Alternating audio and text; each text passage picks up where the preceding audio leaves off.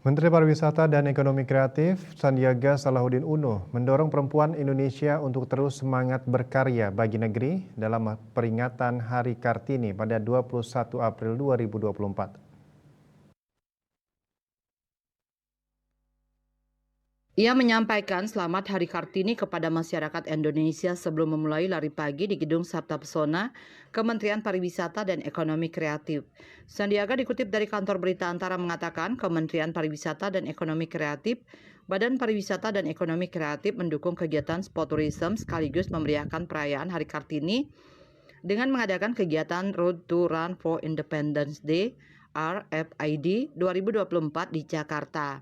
Road to RFID adalah kegiatan pra-event dari RFID yang diselenggarakan pada Agustus 2024 dalam rangka meramaikan perayaan kemerdekaan ke-79 RI.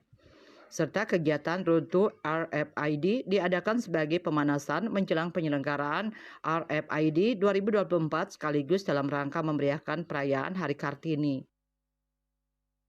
Tim Liputan Bali TV melaporkan.